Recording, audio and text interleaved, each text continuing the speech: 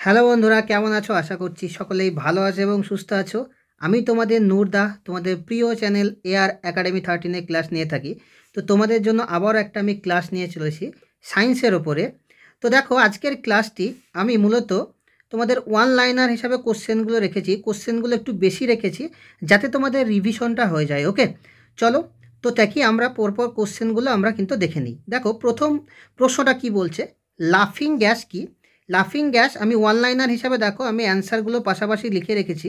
আজকে আমি কিন্তু কোনো অপশন দিইনি ABCD করে। তো চলো আমরা দেখে নিই কোশ্চেনগুলো একবার করে, তোমাদের রিভিশন হয়ে যাবে। দেখো, লাফিং গ্যাস কি? লাফিং গ্যাস হচ্ছে নাইট্রাস অক্সাইডকে আমরা লাফিং গ্যাস বলি। এটি একটি হাস্য উদ্দীপক। দ্যাট মিন্স মানে কি বলতো, লাফিং গ্যাসটা যদি আমি কারোর কাছে নিয়ে যাই এবং তার স্মেল যদি সে নেয়, সে কিন্তু যে মুডেই থাকুক সে হাসতে লাগবে। ওকে, তো এই যে নাইট্রাস অক্সাইড, এর কিন্তু আমরা সিম্বল যেটা দেখি, এই কোশ্চেনটা আমি বলি, মানে তোমাদের 2022 সালে যারা প্রাইমারি এক্সাম দিয়েছিলা তারা কিন্তু জানো যে নাইট্রাস অক্সাইডের সিম্বল কিন্তু এসেছিল। ওকে, সংকেত অ্যাকচুয়ালি। তো এর সংকেত হচ্ছে তোমার N2O। মনে থাকবে N2O। নাইট্রাস অক্সাইডের সিম্বল হচ্ছে N2O। তো এর পাশাপাশি আর একটা বলি, দেখো আর একটা জিনিস হয় NO2, এটাকে কিন্তু নাইট্রোজেন ডাইঅক্সাইড বলি। তো দুটো জিনিস ডিফারেন্ট। সো আশা করছি বুঝতে পেরেছো কেমন। তো যারা প্রাইমারি এক্সাম দিয়েছিলে 2022 সালে, সকলেই জানো আমি কি বলতে চাইলাম। এই কোশ্চেনটা কিন্তু দিয়েছিল। সেকেন্ড কোশ্চেন দেখি চলো, দার্শনিকের উল কি জিনিস? দার্শনিকের উল হচ্ছে যে জিঙ্ক অক্সাইড। দেখো, জিঙ্ক অক্সাইডকে আমরা দার্শনিকের উল বলি। তো এই জিঙ্ক অক্সাইডের সিম্বল আমাদের পাশাপাশি জেনে রাখতে হবে, কারণ কোশ্চেন তোমাদের কিভাবে দেবে, কোথায় থেকে দেবে, আমরা কেউ জানি না, তাই না? তো আমাদেরকে কিন্তু এখন কম্পিটিশনের যুগ, আমাদেরকে কিন্তু ওভারঅল সব জায়গা প্রিপারেশন করে রাখতে হবে। ওকে, তো এই জিঙ্ক অক্সাইডের যদি তোমাদের সিম্বল আসে তাহলে ZNO, যাকে আমরা জিঙ্ক অক্সাইড বলি, এবং একে আমরা দার্শনিকের উল বলি। চলো আমরা 3 নম্বর কোশ্চেনটা দেখি। দেখো, সাপের বিষে কোন ধাতুর অণু থাকে? ওকে, আমাদের যে সাপের বিষ, সেখানে এক ধরনের ধাতু আছে, সেই ধাতুর অণু থাকে। কি ধাতু সেটা? জিঙ্ক। ওকে, এবং এই জিঙ্কের সংকেত হচ্ছে বা সিম্বল হচ্ছে ZN। চলো আমরা পরবর্তী প্রশ্নটা দেখে নিই। দেখো কি বলেছে, কোন ধাতুর ওপর আঘাত করলে শব্দ হয় না? দেখো, এই হয় আর হয় না, আমি আবারও বলছি, এই জায়গাটাকে কিন্তু সবাই একটু ভালো করে পড়বে। এই হয় বললে অ্যান্সার কিন্তু আলাদা হয় এবং হয় না বললে অ্যান্সার আলাদা হয়। দেখো, বলছে কোন ধাতু। ইন জেনারেল আমরা কি জানি, ধাতু মানে তার উপর আঘাত করলে শব্দ হবে, কারণ ধাতু মানে লোহা, শক্ত জিনিস, তাই না? তার উপরে কিন্তু একটা আঘাত করলে দেখবা স্টিল, লোহা, আঘাত করলে শব্দ হয়। কিন্তু এমন একটা ধাতুর নাম বলতে হবে যেখানে কিন্তু আঘাত করলে শব্দ হয় না। এক্সামিনার এই ব্যতিক্রম জায়গা থেকে কিন্তু কোশ্চেনগুলো তোলে। ওকে, অ্যান্সার হয়ে যাবে আমার অ্যান্টিমনি, কারণ অ্যান্টিমনি এমন একটা ধাতু যেখানে কোনো আঘাত করলে কিন্তু কোনো শব্দ হয় না। এর পাশাপাশি ধাতুর আরও কিছু প্রপার্টি আছে বা ধর্ম আছে। ধাতু কিন্তু কী বলতো, হিট অ্যাবজর্ব করে। ওকে, মানে কী বলতো, সে হিট নিতে পারে এবং তার মধ্যে দিয়ে ইলেকট্রিসিটি ফ্লো করতে পারে। এগুলো হচ্ছে ধাতুর কিন্তু প্রপার্টি। ওকে, চলো আমরা পরবর্তী প্রশ্নটা দেখি। দেখো, বিজারক হিসাবে ক্রিয়া করে এমন একমাত্র অধাতু কোনটি? তো বিজারক হিসাবে ক্রিয়া করে এমন একটি মাত্র অধাতু যখন নাম বলবে তখন হয়ে যাবে আমার কার্বন। অ্যান্সার, কার্বনকে আমরা অনলি C অক্ষর দ্বারা ডিনোট করি। ওকে, চলো এবং পরবর্তী প্রশ্নটা আমরা দেখে নিই। দেখো কি বলেছে, নির্বোধের সোনা কি? তো এর অ্যান্সার হয়ে যাবে আয়রন ডি সালফাইড। ওকে, এর অ্যান্সার হয়ে যাবে কি?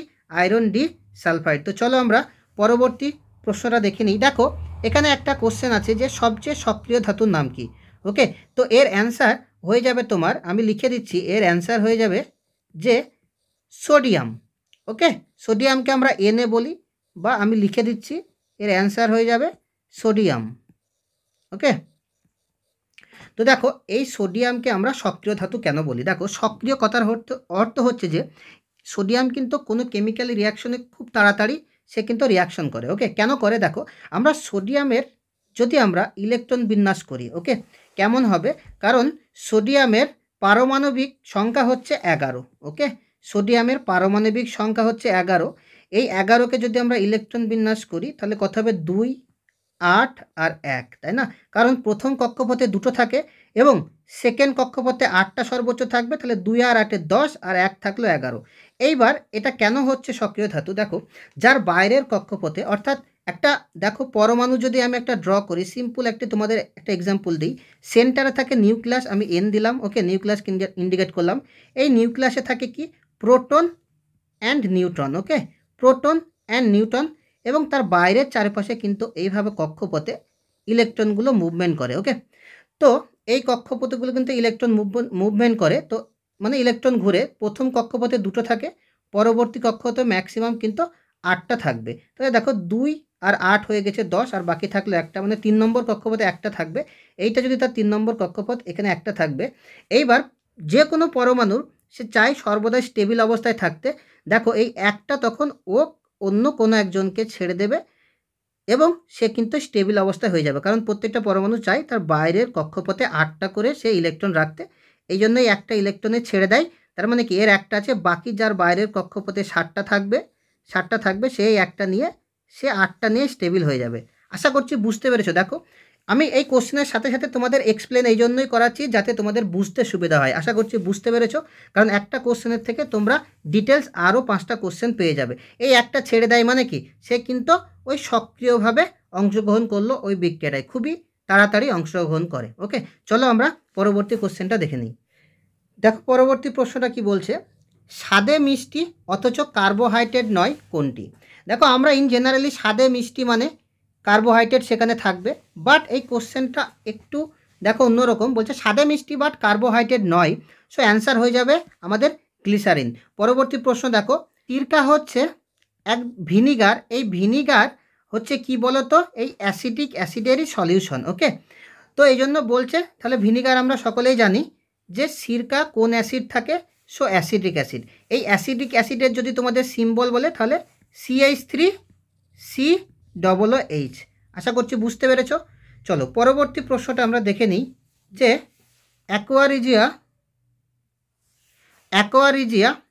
বা অলমোরাজও, এটা একটু ভুল হয়েছে, রাজ অলমো হবে না, অলমোরাজ।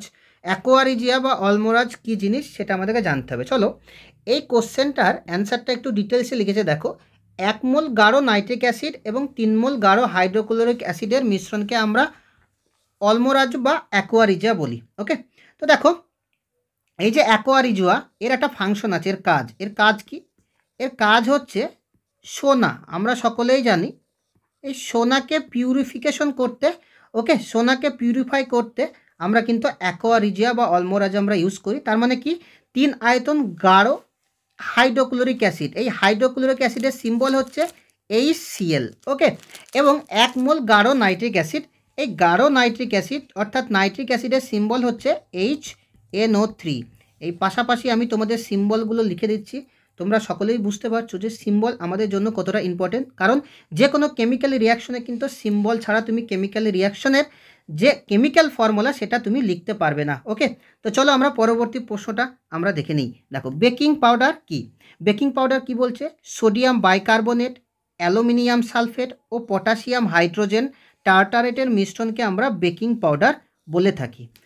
চলো নেক্সট কোশ্চেন আমরা দেখে নিই, কোন বিজ্ঞানী পরীক্ষাগারে সর্বপ্রথম জৈব যৌগ প্রস্তুত করেন? কোন বিজ্ঞানী পরীক্ষাগারে প্রথম জৈব যৌগ প্রস্তুত করেন? বিজ্ঞানীকে জার্মান বিজ্ঞানী উহিলার, ওকে, জার্মান বিজ্ঞানী উহিলার। তো এই দেখো এই কোশ্চেনটা, এবার আমাদের পরীক্ষাগারে প্রথম যে জৈব যৌগ প্রস্তুত করেন তার নামটা কি? তার নাম হচ্ছে ইউরিয়া, মনে থাকবে। পরীক্ষাগারে প্রথম জৈব যৌগ যেটা হয় তার নাম হচ্ছে ইউরিয়া।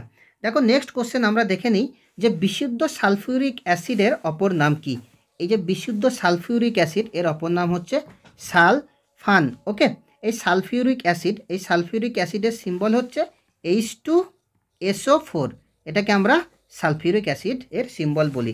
চলো আমরা পরবর্তী প্রশ্ন কি আছে দেখে নিই।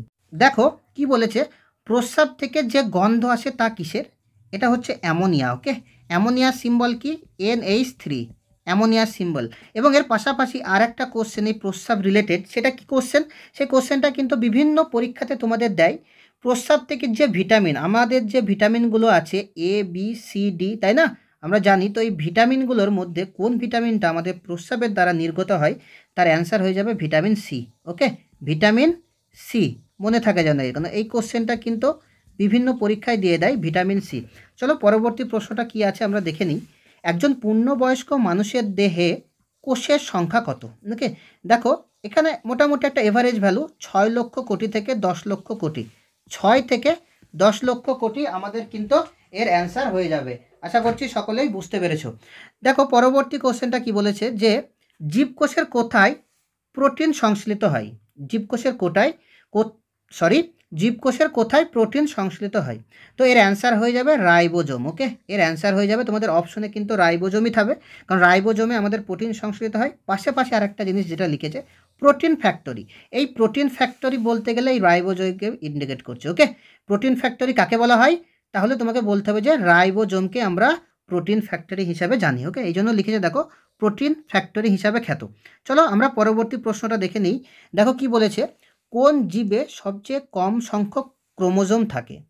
এমন একটা জীব বলতে হবে যেখানে সব থেকে কম সংখ্যক ক্রোমোজোম থাকে। অ্যান্সার কি? দেখো কি লেখা আছে, এক ধরনের পুরুষ পিঁপড়ায় একটি এবং স্ত্রী পিঁপড়ায় দুটি, তার মানে পিঁপড়েতে আমরা এর অ্যান্সারটা পেয়ে গেলাম। নেক্সট কোশ্চেন দেখো, কোন উদ্ভিদে সর্বাধিক ক্রোমোজোম থাকে? ফার্নবর্গীয় উদ্ভিদে প্রায় 1206টি কিন্তু ক্রোমোজোম থাকে। পরবর্তী প্রশ্ন দেখো কি বলেছে, মাছিতে কয়টি ক্রোমোজোম থাকে? মাছিতে আমাদের 12টি টোটাল ক্রোমোজোম থাকে, অর 6 জোড়া। যে কোনো কোশ্চেন কিন্তু তোমাদের ঘুরিয়েও আসতে পারে, যখন জোড়াতে আসবে তখন 6 জোড়া, আর যদি তোমাদের সংখ্যায় আসে তখন কিন্তু 12টি, কারণ এক জোড়া সমান 2টি হলে 6 জোড়া সমান 6 2 12টি। নেক্সট কোশ্চেন দেখো, কুকুরের কয়টি ক্রোমোজোম থাকে? কুকুরের কিন্তু টোটাল 78টি ক্রোমোজোম থাকে। আশা করছি বুঝতে পেরেছো। তো চলো এর পরের কোশ্চেনটা দেখো, গরু ছাগলে কয়টি ক্রোমোজোম থাকে? অ্যান্সার হবে কিন্তু আমাদের 60টি। ধান গাছে কয়টি ক্রোমোজোম থাকে? 24টি। দেখো এগুলো কিন্তু তোমাদের ওয়ান লাইনার, সো একবার তোমাদের রিভিশন হয়ে যাচ্ছে। অনেক এক্সামে কিন্তু এই ক্রোমোজোম সংখ্যা রিলেটেড কোশ্চেন করে, তাহলে তোমরা কিন্তু এই ক্লাসটি দেখার পরে ক্রোমোজোম নিয়ে যাই আসুক তোমরা পারবে। চলো ব্যাঙে যদি বলে কয়টি ক্রোমোজোম থাকে? 22টি ক্রোমোজোম থাকে। এছাড়াও মুরগিতে যদি ক্রোমোজোম কয়টি থাকে, তাহলে অ্যান্সার হয়ে যাবে কিন্তু আমাদের 78টি। যদি ভেড়াতে বলে কতগুলো ক্রোমোজোম থাকে, সেক্ষেত্রে হয়ে যাবে 54টি। আশা করছি তুমি বুঝতেই পারলে, যারা একবার দেখলে যদি ক্রোমোজোমটা আরেকবার দেখতে ইচ্ছে হয়, ক্রোমোজোম সংখ্যা ওকে বা নাম্বার অফ ক্রোমোজোম, তাহলে এটা আরেকবার তোমরা দেখে নিও। চলো আমরা এবার পরবর্তী কোশ্চেনটা দেখি, যে ডিএনএতে কি থাকে না? ডিএনএতে কিন্তু ইউরাসিল থাকে না। আশা করছি বুঝতে পেরেছো। এবার এই ডিএনএ আর আরএনএ, তাই তো? এই ডিএনএ এবং আরএনএ এদের ফুল ফর্মটাও তোমরা জেনে রাখো, যে ডিএনএর ফুল ফর্ম হচ্ছে ডিঅক্সি রাইবো নিউক্লিক অ্যাসিড এবং আরএনএর ফুল ফর্ম হচ্ছে রাইবো নিউক্লিক অ্যাসিড। আমি লিখে দিচ্ছি রাইবো নিউক্লিক অ্যাসিড। ওকে, রাইবো নিউক্লিক অ্যাসিড। এবার যদি তোমাদের ডিএনএ থাকে, তাহলে অনলি এর আগে একটা ডিঅক্সি বলে অ্যাড করবা, ডিঅক্সি রাইবো নিউক্লিক অ্যাসিড। ওকে, তারপরে এটা লিখলেই হবে। দেখো এরপরে বলছে পাকা কলায় কি থাকে?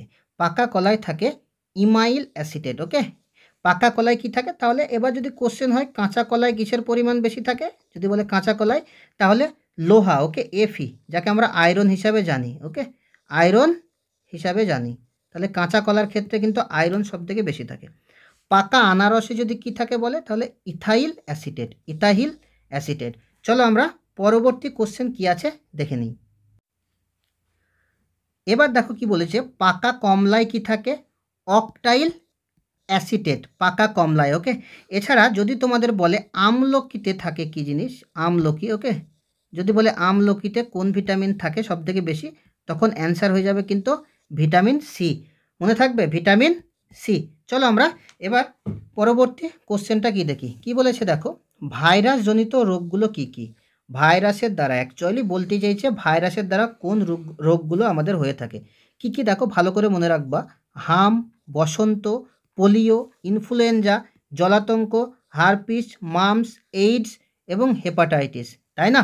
তো চলো এই যে আমি কথাগুলো বললাম, এই যে আমি জিনিসগুলো তোমাদের মানে এই এক একটা রোগের নামগুলো যেগুলো বললাম, এই রোগগুলো কিন্তু কিসের সঙ্গে রিলেটেড তোমাদের দিয়ে দেয়। বলবে যে জলাতঙ্ক একটি ভাইরাস ঘটিত রোগ, না প্রোটোজোয়া ঘটিত রোগ, না তোমার আদ্য প্রাণী জনিত রোগ, এরকম কিন্তু অনেক সময় বলে দেবে।